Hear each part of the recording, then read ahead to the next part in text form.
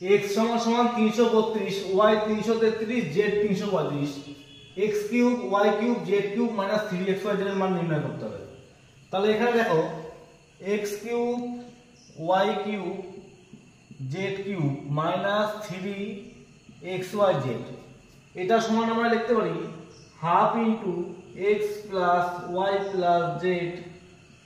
ঠিক আছে, তারপরে আমরা ব্র্যাকেট দিয়ে লিখবো x মাইনাস y তার whole square plus y minus z তার whole square plus z minus x তার হোল স্কয়ার। ঠিক আছে, তাহলে প্রথম কাজ হচ্ছে আমাদের কি, আমরা x y z তিনটে যোগ করব।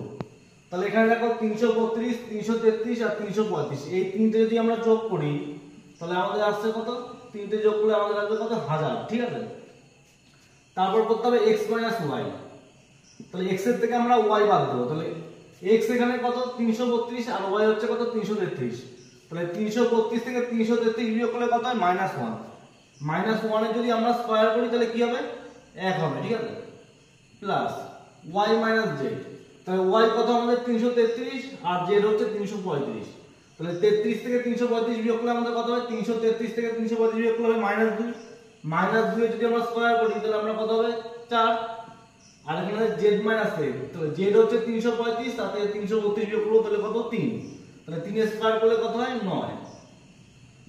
তাহলে এখানে দেখো আমাদের কি আসলো, হাফ ইনটু 1000 ইনটু, আর এখানে যোগ করলে কত হচ্ছে 14। ঠিক আছে, তাহলে 2 দিয়ে আমরা 14 কে যদি কাটাকাটি করি তাহলে হয় 7, আর 7 এর সঙ্গে যদি 1000 গুণ করি তাহলে আমাদের হচ্ছে কত 7000। তাহলে নিচের অঙ্কটা তোমরা কমেন্ট করে বলো কত উত্তর হবে।